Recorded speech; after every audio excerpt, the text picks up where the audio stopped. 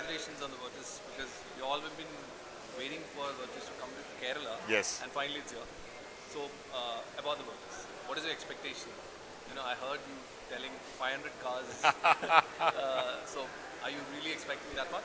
Yeah, I think yeah, definitely yes. If you look at the initial response to the voters, it's been just 2 weeks since we started actually the city previews for the customers and actually also the pre-bookings. So within 15 days or maybe 20 days, we've already had more than 2,500, 3,000 pre-bookings from the customers. So the response has been overwhelming. Whoever has seen the car, driven the car, they've just loved it. We had the media previews, the media drives in the first week of May. It's been brilliant and overwhelming. The car is a stunner, no two ways about it. It is big in every aspect, so I'm sure that it will be big in numbers as well. You said the correct thing because media drive happened and we all know the touch and feel of it now. Yeah. So is that the chip shortage?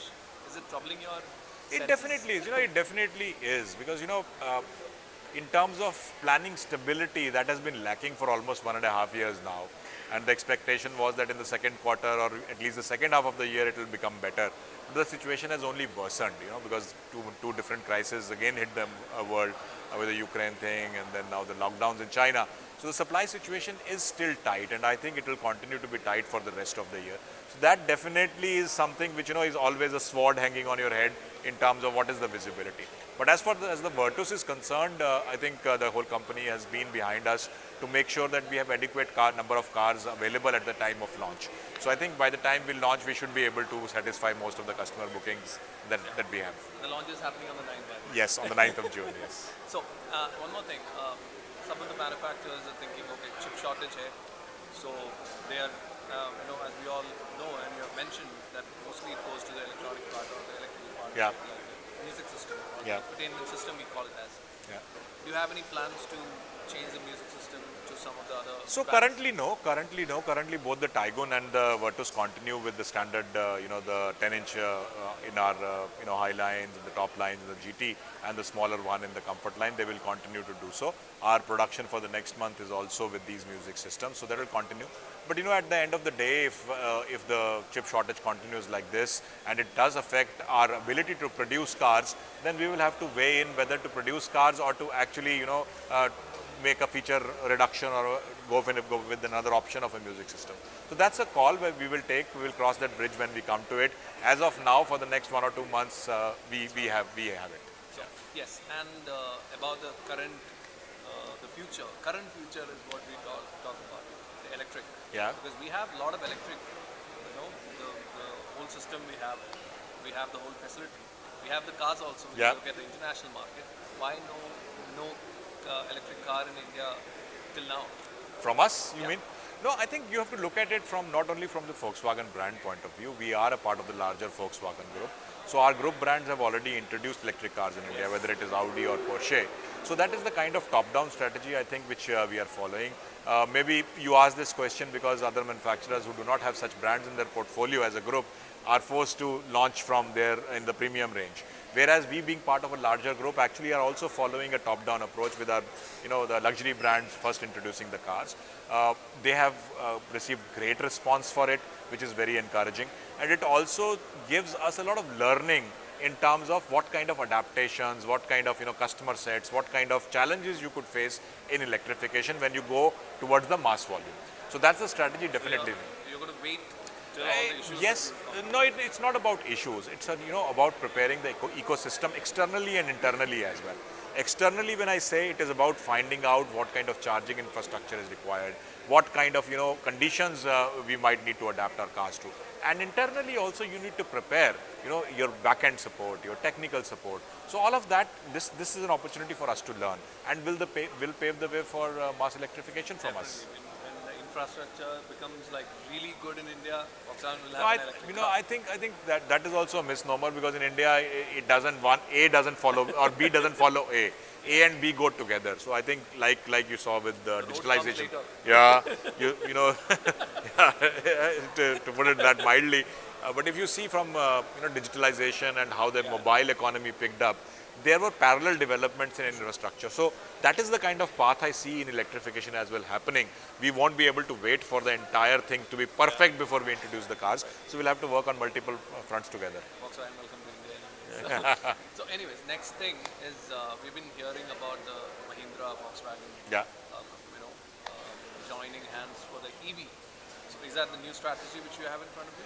See, I think the agreement is a partnering agreement right now, which has been signed between Mahindra and our group components, Volkswagen Auto Components, for supply of components of the MEB platform, which Mahindra will be using in their Born Electric platform.